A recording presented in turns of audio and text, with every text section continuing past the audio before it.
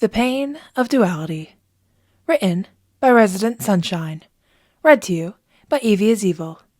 Chapter 12. Summary. Tim gets discharged, has an odd library experience, and starts to realize how he feels being around Layla in the Moon Knight system. In other words, denial isn't just a river in Egypt. Alright, now on with the fic.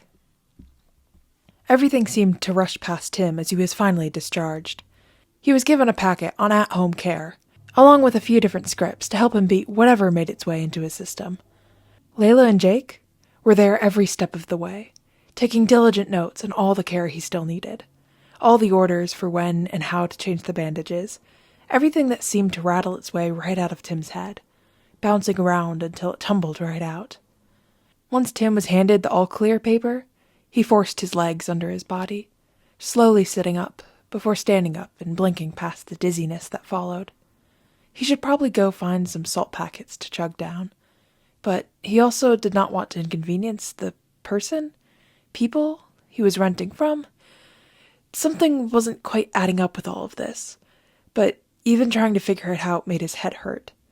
Besides, for now he had a bed, he had food. He didn't have to worry about his safety just getting to his little hotel room. So for now, he would take advantage of the situation. At least until he could figure out this mission he was on. Until he could tie up his loose ends and finally go and find Jason. Find his way home. Find his way back to the family he so desperately wished to be a part of. Tim walked out with the two adults to a rental car. He tried to ignore the honestly pitiful looks that Jake was sending him, like Jake had single-handedly killed his dog. It was strange, weird, but not the weirdest. Not by a long shot. "I think I will walk back, if that's okay," Tim finally managed out, because he needed to get to the library, and getting into a car with strangers felt like a wrong choice. "Oh, of course. But here, at least take some money. You can pay me back later when you get to your room," Layla offered, chewing her bottom lip slightly as she thought. "And don't forget about a mask and sanitizer, and gloves probably wouldn't hurt either, just until you're actually better." Anxiety practically poured off of her in waves, but Tim didn't quite understand why. So, instead, he nodded and pulled out the supplies provided by the hospital. Just the basics to help prevent illness from wrecking his already non-existent immune system. He even made a point to take the antibiotics in front of her before turning away from the car and heading off. He needed to figure this out, before he lost more time. Figure it out before the voices in his head grew all-consuming. Before he lost more of himself. Before he failed and failed and failed again. Tim made his way to the library. He would need to get another phone sooner rather than later, but his cash supply was running low, and he hadn't been out taking many photos to even sell. Maybe he should do that again? If he was supposed to be helping this vigilante, he came across Spider-Man before taking photos? The idea sent a shudder up his spine, but he could pull on his big boy pants, push down the feeling of spiders crawling on him, and get this over with. He had a mission, and the best place to start would be intel gathering. He still wasn't sure if it was correct, but it's what made sense for now. After all, why would he be better than Jake at this if no one he had interacted with before was in similar age with? The sooner he figured it out, solved the case, the sooner he could get to his own mission. Walking was nice. It helped him feel more like himself, even when he had to wince back as he accidentally hyperextended his knee stepping off the curb, a pain he was far too used to, and a reminder that if he was to be here longer, he needed to rebuy his braces. But, again, his cash was low and limited, so instead, he limped off the pain and tried to be more cautious until he could sit down in the library and rub out the injured joint. It wasn't healthy to walk on like this, but what choice did he have? After breathing through the pain, he turned back to the computer and stared at the little login screen flickering. He didn't have his phone to hack into it this time. He would have to actually get an account, divulge more information to an unmonitored system. He stared at the little flickering screen until it started to blend together, until the static of the screen filled his brain, until his body was getting up and heading to the counter with a foreign smile and a foreign voice. It wasn't the first time that Tim felt like this, like he was a passenger suddenly in his own body, and it wouldn't be the last. So he let his body move and get this step done that he seemed to struggle with. "Good day, ma'am." They leaned against the counter, taking the weight off the knee in the process. "Would you be a doll and help me sign up for an account?" "Of course, here's a form to fill out, and I will link it with your card once you're done." They took the paper, an easy smile on their face. "Of course, thank you." They slid a pen over and got to work, filling in the address with ease, but put the name wrong, which was odd. Tim furrowed his brows as he stared at the paper. It wasn't even a good fake name. Usually his go-to was Alvin Draper, so why did he write Carrie? Before he could even think about it, his hands were handing the paper back over, and a slick plastic card was pressed into his hands with instructions on computer access. He tried to focus back in, tried to blink past the static, but the next thing he knew, he was sitting back down, leg propped up on the chair next to him, and login screen pulsing in front of him again. Weird. But he could figure that out later. He followed the steps and logged on, beginning his slow start down the path of research, trying to make sense of everything, and to bridge the gaps that were missing.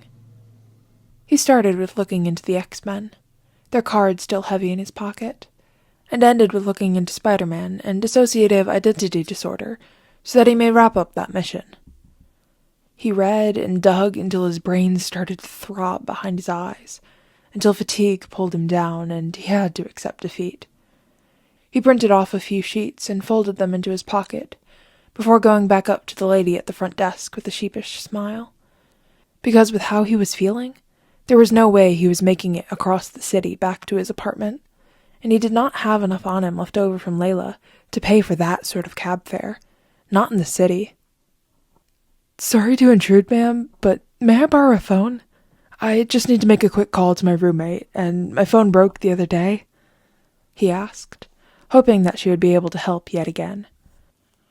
"Weren't you Australian before?" The lady looked at him critically, eyebrows raised. "Australian? What made you think that?" Because now Tim was confused.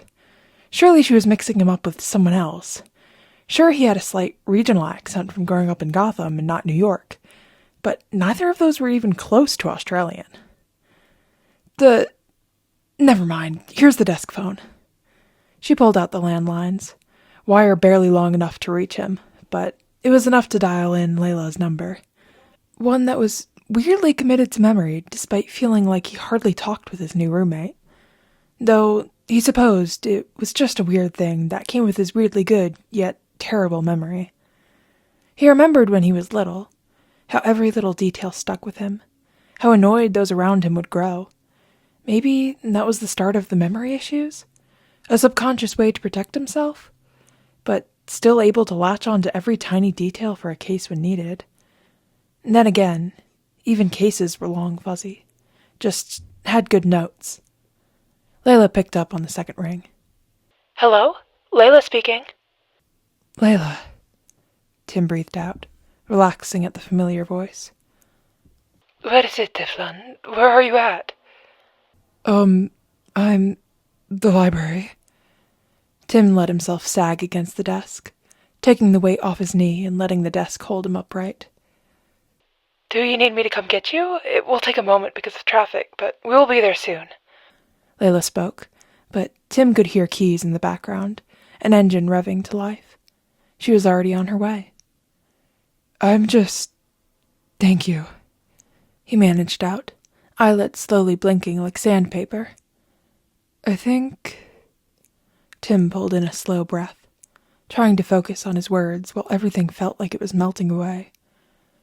"Think I'm gonna nap." "Okay, Tiflin. Find a nice cozy chair and we'll be there soon." Tim nodded before handing the phone back to the front desk, not quite realizing that he didn't actually verbally respond. He managed to make his way off the desk, before collapsing on a beanbag that was tucked away between 2 stacks of books, letting the exhaustion and fatigue pull him down into the darkness. He hated sleeping out in the open like this. Unprotected, vulnerable, hated relying on someone else after having his independence ingrained into him. But right now, still coming down from being ill, his body wasn't giving him much of a choice on that matter. Tim vaguely woke up to a gentle hand on his shoulder. He blinked up blearily at the person who woke him. Layla, he realized, after processing the dim-lit halo around her, the warmth that seemed to radiate. He missed what she said, because, with her here, he was safe, and he easily fell back under. The next time he woke, he was being lifted up off the beanbag. After a moment of panic, fear spiking through him, he realized it was just Jake. A large yawn escaped him, and he tried to stand on his own, but collapsed back against the other male, who caught him easily with something whispered that he was almost certain was Spanish. But he was so exhausted still, so he let himself trust, and went limp against him, letting Jake lift him up and hold him, carry him like a small child. It was odd. Made him feel safe, warm, protected in a way he never really did outside of his friend group. It was like getting a hug from Khan, with the warmth of the summer sun's rays and the knowledge that he would be protected. He missed Khan, but soon he would be back. Soon he could collapse into those same arms and let himself breathe. It was like what he imagined a parent would do for a small child, but he couldn't remember anyone ever doing that for him. Maybe once or twice if he fell asleep on Dick. He would wake up, tucked in, and lay it on the couch. But Dick was hardly around, so it was a rare occurrence. Had Bruce ever done so? Jack? Shh, stop all that. A thumb pressed to the furrow between his brows, melting away the stress and anxiety with the warmth, and taking with it his last dredges of consciousness. Next time Tim awoke, he was tucked under a heavy warm blanket on a couch, with a little air purifier whirring away next to him.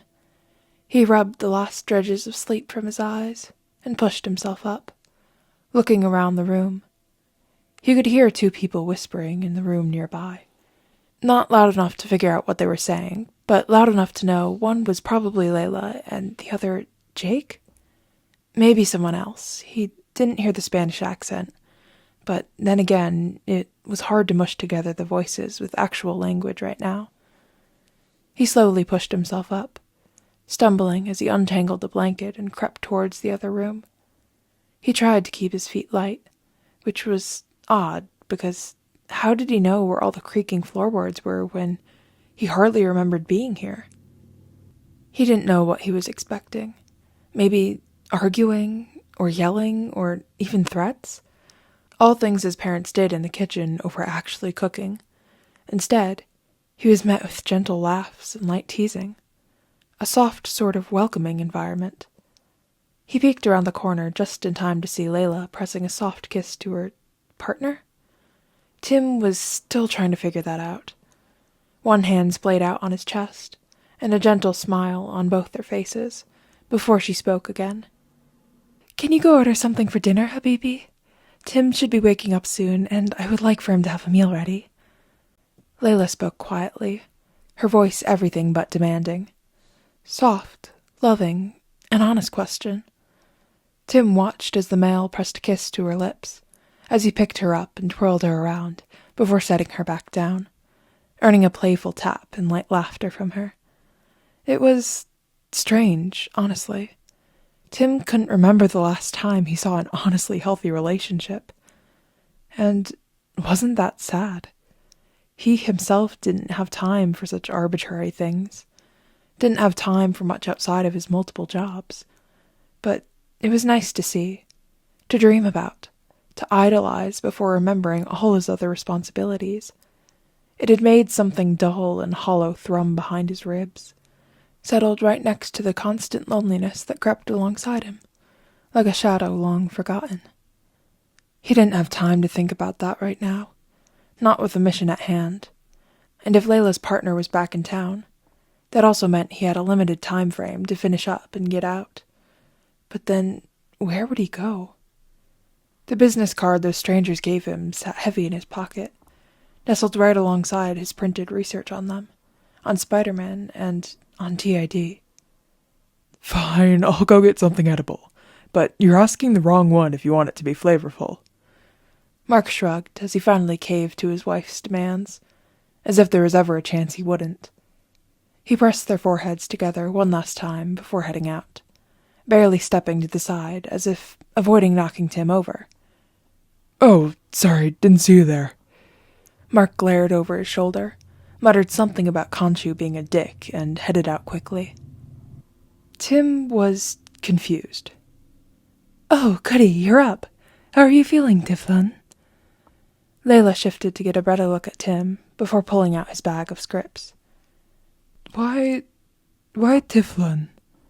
Tim shifted into one of the chairs, watching Layla move about, never looked in the eyes, but in her direction. Oh, do you not like it? It just translates to kid, but I can stop if you would like. Her voice was steady, but a quick flicker of pain crossed her face, a nickname that meant more to her than to him. No, it's all right. My Arabic is very spotty at best. My brother occasionally uses it, though I'm much more akin to his curses and threats with it. Tim tapped his fingers idly, thoughts flickering to Damien. He wondered how the demon brat was doing. Now that Tim was out of the question, he would have to pick up more patrols to help keep Bruce in line, something no kid deserved. I'm sorry to hear. Well, if there's anything you'd like me to translate, just let me know. Or I can help you with a great app. Same goes for Jake's Spanish. Your guess is as good as mine with some of Stephen's British slang, though. It was weird how she talked like Tim would be here for a while. Like they were a unit, a family. It was weird, but it made warmth blossom in Tim's chest, sparking across his skin until it tingled at his cheeks, forced up, but a wide smile. Oh, I bet. He took the mug of tea that Layla slid over. It was warm in his hands, grounding. Sorry about needing you to come pick me up. Embarrassment replaced that warmth, sizzling out the comfort in place of uncomfortable burning. Why, though? Sure it was embarrassing. Sure it was unbecoming of a 2-time CEO and a hero. But he was still sick? And he was still a kid, even if barely. Taking a nap in a library felt like it should be a rite of passage, probably something all his siblings had done. So why couldn't he? What was so wrong with it? You do that a lot? Tim missed the first part she said, so he hummed in agreement and sipped the warm tea. It was a custom blend, specialty, made with actual dried fruit and flowers. It was a tea he could imagine Alfred drinking, or even Jason having, curled around a good book in the library built up and held for when he returns, hardly touched by the current roster that lived in the mansion. Maybe Duke for a stray school project, but otherwise it was left open, haunted. Where do you go up in that head of yours? Layla sipped her own tea, casually scrolling through the news as she spoke. Usually I'm thinking, getting lost in memories, or a derailed train of thought, Tim offered as he took another sip, focusing on the warmth. Usually? Layla let her eyes flicker up, but did not stay, almost like she could sense how viscerally uncomfortable it made Tim. Well, sometimes I'm on a boat, far away from it all, which is strange, really, because I don't think I've ever stepped foot on a boat outside of a mission, but the inside is like my apartment, my nest, so I guess that's familiar. Probably some weird thing about escapism. Tim shrugged. He wasn't really sure why he was talking about this, especially with a near stranger. But maybe that was just what he needed. A non-biased third party to help him process things. You know, my partners also tend to escape to odd places. Usually it's Stephen's apartment, but in Chicago instead of London, and oddly on the moon. But Khonshu may have more to do with that. It's funny how the subconscious can link things together and associate them with what you need. I always found it fascinating. Layla shrugged slightly before taking another sip of her tea, encouraging Tim to do the same. My guess, though, it is a bit different for him. Them, if I am following correctly. Tim didn't want to make assumptions, but his brain was always pulling correlations together. It's how he figured out the whole Justice League's identities from one little acrobatics move Dick did. Once Layla motioned for him to go on, Tim diverted his attention to the string on his sleeve, but pushed forth. Well, Jake, Stephen, and Mark are all three identities of one person, correct? Jake had told me earlier that he had DID, and presumably Mark and Steve are the two you are romantically involved with? Layla gave a small nod. Mark is my husband, but I'm also dating Steve. Jake has zero interest in me, or, well, dating in general, but I think he is married to the job. She shrugged slightly, fingers slowly tracing a pattern in the wood grain. Mark is out getting food right now, but I'm sure he'd be willing to answer some questions if you need. No, it's okay. I did additional research for the mission already.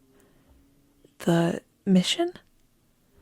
Layla tilted her head, curls swaying with the movement. The mission?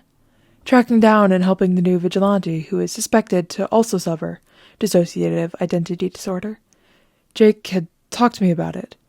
A mission before I can resume my own personal project.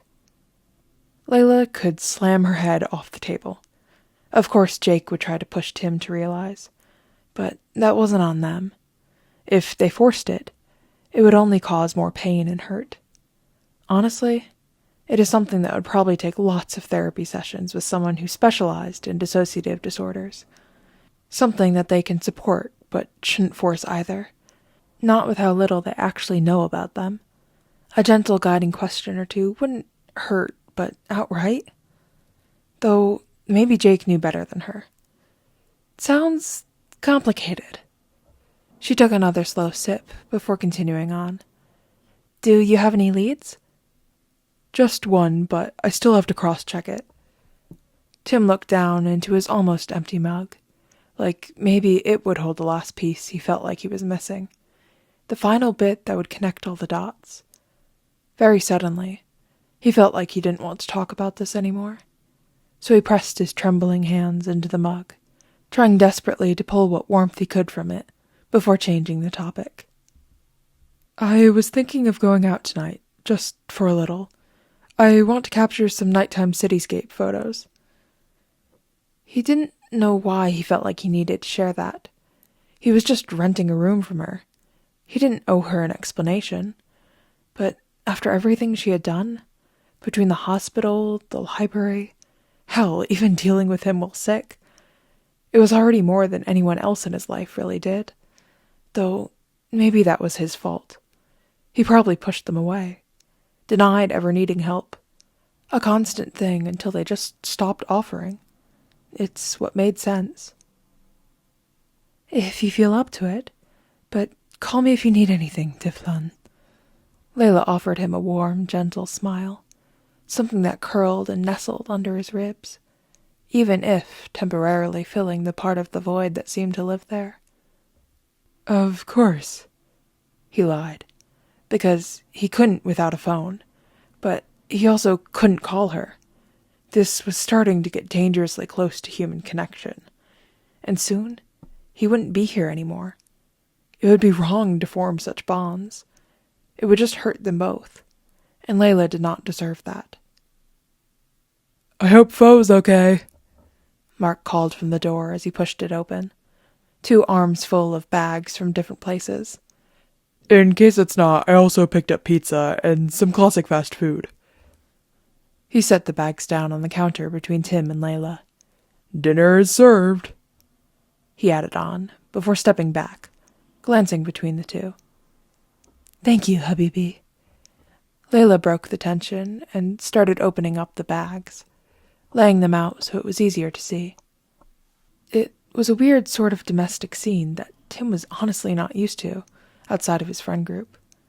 It was nice. He tapped his fingers rhythmically against his thigh as he watched them, taking it in a moment. Was it really so bad if he let himself pretend, even just for a moment, that he belonged here? Slotted in right alongside the two adults, tucked away and protected? No true expectations? So, for now, he mumbled his thanks and served himself up a small portion. For now, he fell into their easy conversation. And later, when he was up on the perch with the chill of a nighttime summer breeze wrapping around him, he would try to process those emotions. And that is the end of Chapter 12. Author's Notes. Sorry if this felt more like filler.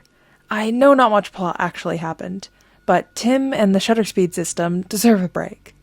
Next time, Tim tries to get more information from Spider-Man in his quest of misinformation. Thank you all for the support.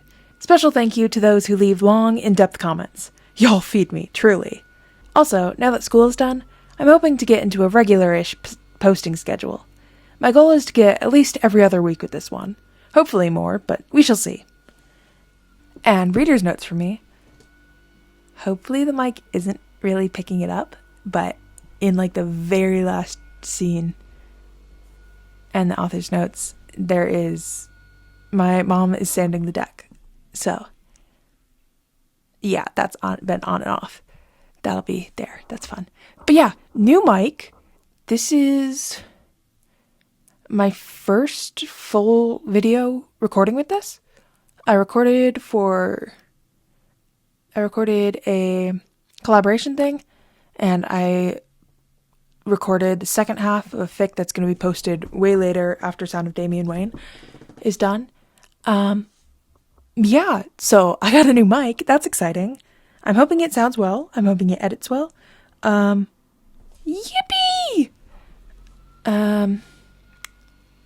This fic took like a month-long break because the schedule. But wait, let me do the math. I believe we're finally back on schedule after this. Like, I think the next fic should be in 2 weeks. I'm not good with the mental math. I just record videos and then figure out the posting later. But I think we're finally back on schedule. That'll be nice. Yeah, and there's also probably more background noise like that. It's a nice sunny day, and I'm back home for the summer, and I'm sitting in my bedroom next to a window, and there's a road right outside, and it's a sunny day, so lots of motorcycles passing by. Yeah. Hopefully that's not picked up too much. Sorry about any background noise, but, I hope you guys enjoyed this fic. I'll see you guys in 2 weeks. Or in like a couple seconds if you're listening to this in the future. Alright. Yeah, thank you guys for listening, and bye!